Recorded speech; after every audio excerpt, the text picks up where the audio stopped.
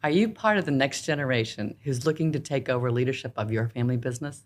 In this episode of the Leadership Hustle, we'll discuss strategies so we can guarantee a smoother transition. Hello, and welcome to the Leadership Hustle for executives whose companies are growing fast and need leaders who are ready. Welcome back to the Leadership Hustle. I'm Andrea Fredrickson. And I am Michelle Hill. All right, and we're here today talking an episode on the family business. We decided that we were going to sprinkle a few of the family business specific topics into our routine here. So today we're bringing up a subject that I would say is the number one question that we get from family members. And it's always Gen 2 that comes to us and says, what do you do when the current generation, typically Gen 1, is in charge and they won't let go? And I always have to go, funny you should ask, right? Funny that you're asking this question. Because it's almost always Gen 2 is ready to take over. They've got the title, they've got a team they've created, they've got expectations that are going on, and what they're doing is they're managing but waiting to lead. Yes. So we thought today we would talk a little bit about how to go about that. And at the beginning, I think it's important for people to realize or recognize what's going on in the mind of the current gen, the one that is in charge, the one that won't let go. So, Michelle, I know that you are working with a couple of different groups where the current generation has been in charge. Maybe they started the company. They like what they're doing. You know, what's going on in the mind of that current gen that's maybe preventing them from fully letting go and letting next gen lead?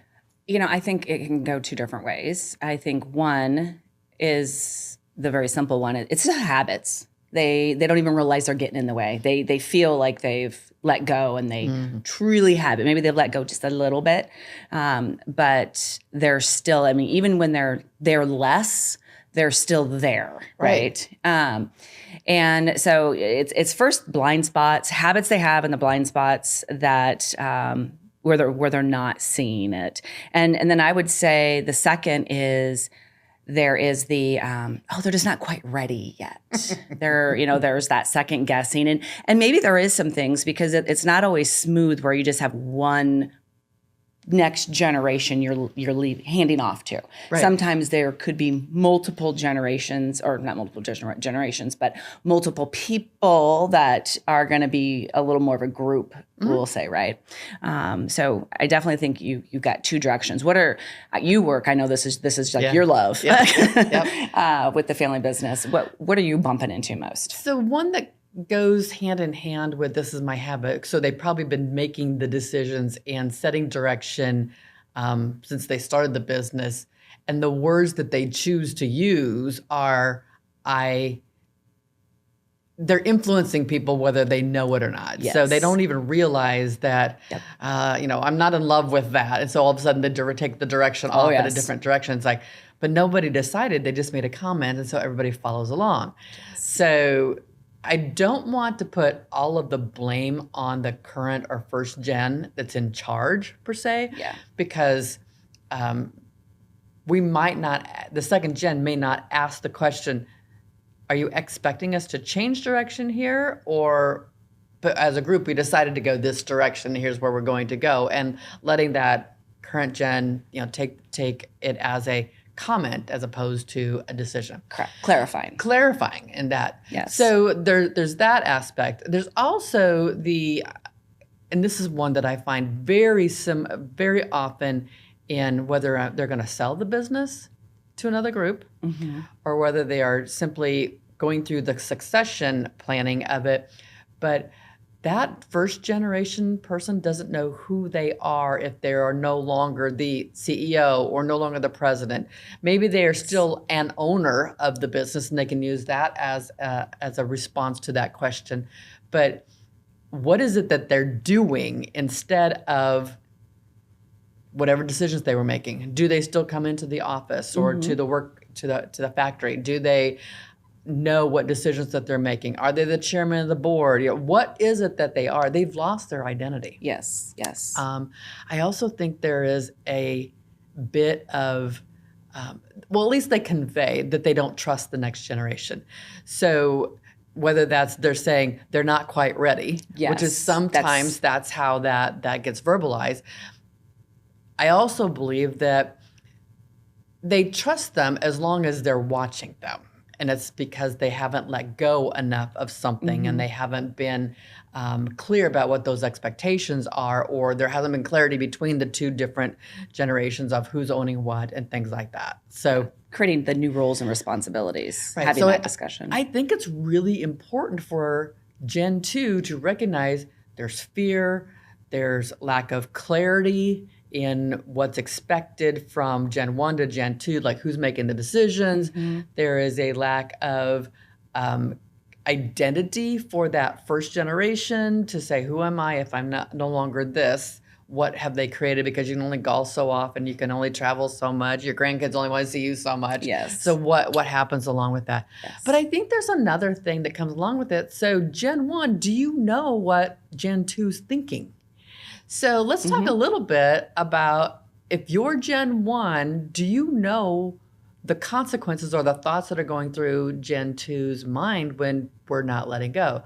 So what do you know that as you talk to Gen 2, what are you noticing or hearing people saying that they're thinking because mom or dad's not letting go? Yeah. I think a lot of it goes back to they don't trust me. There's the and it can also create some uncertainty or reduce their confidence in decision making, which then in turn causes them to lean more onto into the parent or Gen 1, the first gen, because they're second guessing themselves a little bit. So it creates a little bit of lack of confidence, and I think there's also possibly they may still feel they have to.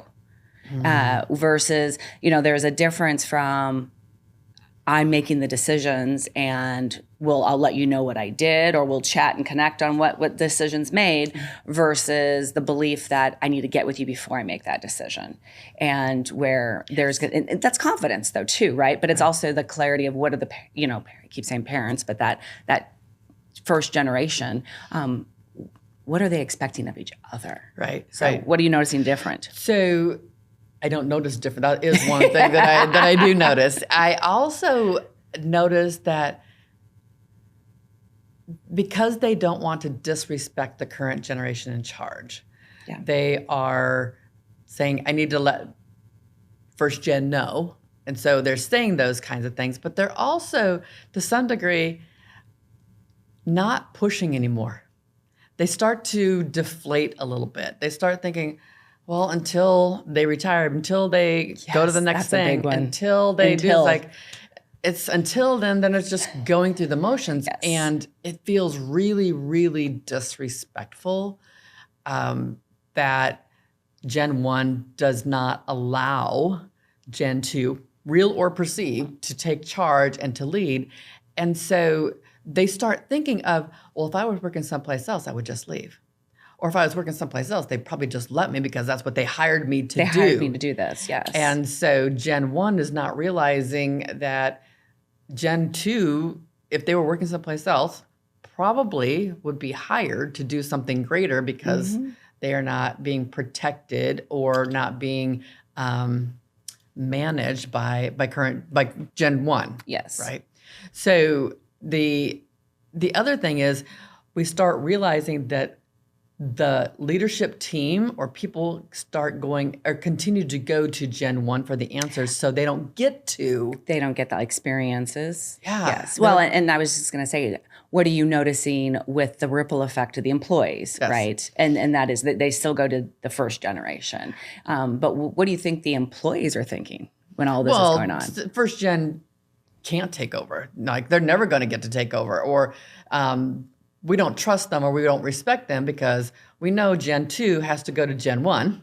Yes. And so rather than wait until Gen 2 comes back to me with the answer that they need to, they just save the time and just work around them. And so Gen 2 doesn't get to be a part of some of the conversations. So the experience doesn't get elevated, even if they don't need the experience, that they're out of the loop. Yes. Now, the other thing that I also start noticing is Gen 2 can start making decisions. You know what? Parents are gone. They're in Arizona for a month or two. We make a few phone calls, and then Gen 1 swoops back in because they're back home, and now Gen 2 has to do damage control. Yes. And so the conversations that happen, it's like, well, when did that get decided? And when was that? It's like, when were you going to tell me? It's like, didn't think that was part of my decision. So they get second guessed a lot. And so there's a lot of frustration of duplicated work or rework that if they were in charge, they would have just continued to go along. And if Gen 1 never showed up, they would have never really even realized that this was a thing. Yes. But now, because they're back in town, and they show back up. They show back up. And then that chaos, it ripples chaos to the employees because they're also adjusting for the first generation that's in there. They're misunderstanding probably more often than not. Oh, I'd prefer this, or why are we doing it this way? And now the employees are like, oh gosh, they're back. So it's a shift. It's back and forth. It is a right? shift, yes. So I've gotten into a habit of having this phrase that I'm using frequently, and it's called unclear is unkind. So in that vein, I think the direction that I'm saying to Gen 2 that we need to take is we've got to create clarity, right? And so we've got to create, get the expectations from Gen 1, and we've got to talk about what Gen 2 is thinking about. But I think there's a mindset before they have that conversation. Oh, yes. And the conversation has to be that we're working on this from a legacy perspective, not a pushing you out perspective. Correct. So legacy is a different conversation. And I don't know any one Gen 1 group right now that isn't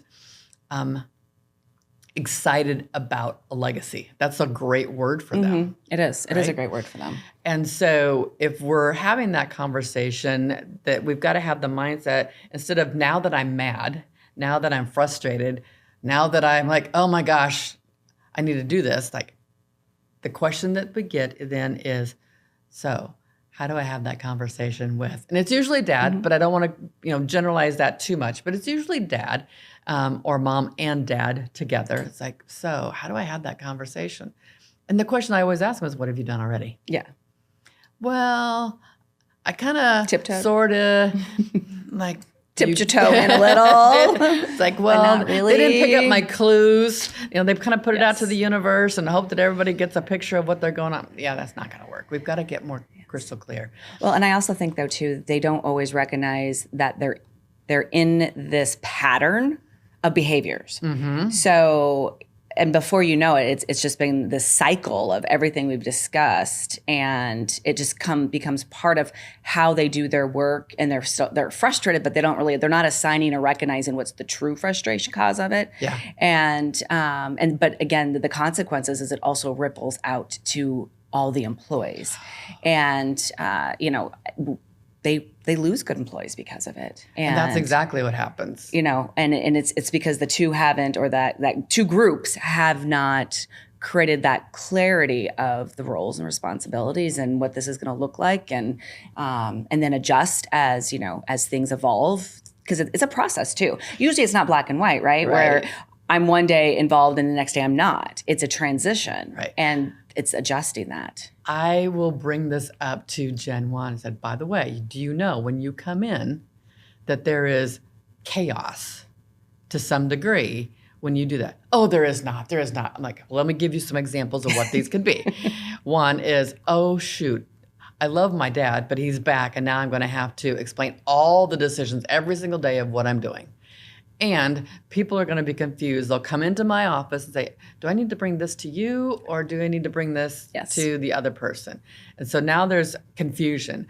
Or Gen 1 will overhear a conversation in an office because they can come in and do wherever. They can hear people have conversations in the hallway. They will all overhear people at the at the snack bar, the coffee machine, or wherever they're picking up things. It's like, so tell me what's going on. And because they said something, it shifts a decision or shifts a direction. And it's like, it happens. He goes, oh no. I'm like, yes, it does. And so thinking about if you think it's not happening to you, that's a blind spot for you. Correct. Because I guarantee you. It's happening. It's happening, all right? So Gen 2, let's start with the mindset that we've got to work on legacy, not about getting mom or dad to move on. And so how do we do that? You and I have had conversations about making sure that people have an understanding about what decision-making authority do I have versus what I don't have. Where do I need to bring this to first gen? Yes. And whether that's the chairman of the board, whether that is the CEO versus the president, whether that is still the president and it's the COO, like who's in charge of what decision? And what Gen 1 typically will do at the beginning of this conversation is, well, that depends. Well, that depends. Yes. Well, that depends. And so Getting it more black and white. getting it more black and white, and it may not happen during the first conversation. So Gen 2, this is the long race. Okay, this is not going to happen. This is more of a marathon. Right. Yeah, let's put it that way. It's definitely more of a process that's a marathon that they have to work through day by day. But I think what's also important for both of the groups is recognizing, making sure we're on the same page and that what are we communicating to the employees? Because let's not pretend they see stuff, they hear stuff, and then they make assumptions, right? And so as the two groups are working out how we're going to work together and what that looks like, I would say it's like any type of new initiative an organization does where we are creating transparency and keeping people in the know, and those two groups be on the same page, and let's communicate. What are the changes now? What are, who do you go to for what a little bit, right? Yes. So it's together, and reduce that uncertainty of the employees, because as they're working out their situations, that ripple effect creates so much fear in the employees and misunderstanding, and then also, which can also be a lack of respect for that next generation coming in, which then now they have to overcome that, which is another hurdle. So let's set them up for success, right? Right. And yes, so go ahead, get your steps. Keeping going with that, I'll ask Gen 2, how often do you and Gen 1 meet? Well, we talk whenever. Meet a lot. I mean, randomly. But they don't have that conversation. Correct. They're talking about the other business things. They're not talking about the firefighting. What is the legacy? What is the transition? What is the shifting of authority and or responsibility and decision making that's going on? And so I recommend no less than once a month. That's a one minimum, conversation where we're going off site, we're having a conversation where it doesn't feel too overly structured, but we're setting a cadence that we're going to have conversation about on the business, not the in the business firefighting kinds of things, right? Yes. I also think that it's incredibly important that at some point in time that there's a discussion about allowing Gen 1 to go through our pyramid. So recognizing that people start off as technicians, they go into management, they step into a leadership role, and they think that that's that's not the tip of our pyramid. The tip of our pyramid becomes a consultant. Yes. And so Gen 2 gets to be in leadership, and Gen 1 goes into a consultant role. So consultant doesn't get to make decisions. They are the person that, here's what I'm thinking, here's where I want to go, here's the decision that we're making, any blind spots that I should be paying attention to, but they're still not making decisions. Gen 1 or Gen 2 is still making the decisions. Yes. And that pyramid, that visualization for many people has become incredibly helpful, so that they still have their hands around it. They're kind of there, but they're not in it. Yeah, I kind of joke sometimes it's like the, and I never bowl, but those bumper rails that they put up, right? It's like putting these little bumper rails up that help keep them, and it doesn't always stay in the rails, but but help keep them in those rails a little bit and build their confidence. I think the other thing that's really important for that first gen is to be looking for all the things that their next generation is doing that they really value and appreciate, and give them feedback, because it's really easy to notice it, but then just expect it. And it's like, no, let them know, hey, I noticed in this meeting, or I noticed this, that you did this really well. I'm really proud of you for that decision, right? It's for some people, it's really extending themselves.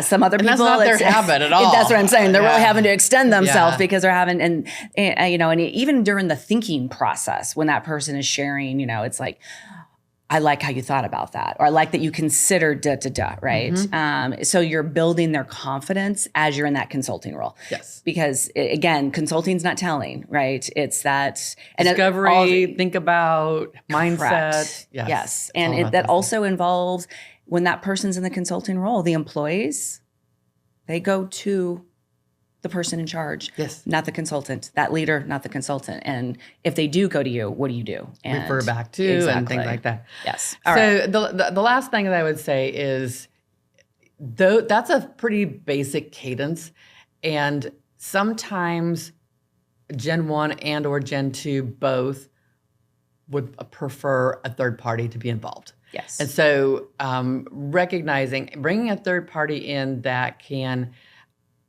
make sure that they're not listening through I'm your dad ears or I'm your son or daughter ears and this is what I was saying, but that's not what I heard, and making sure there is a little bit of elevation and making people aware of how they're interpreting things that may not be what the other person's intentions were, and how do you work through that. Oftentimes, too, we can identify when things really aren't clear. And so when you say you can make decisions with the bank, like, what does that really mean, Yes. right? Yeah, It's let's get some detail on Can I this. change banks? Oh, no. You can, like, Well, you said I had decision with the making. bank, right? And so let's be clear. Yes. And so having a third party that can ask the questions and keep things rolling and keep things moving along is something that many people find beneficial. Yes. Just making sure that both people trust the person to ask the questions and one's not taking sides over the other. It's like a referee in a way, right? That's helping balance things out, but also stopping. Let's regroup. What was said here? Let's get clarity. Okay, let's get back on track now. And Yeah.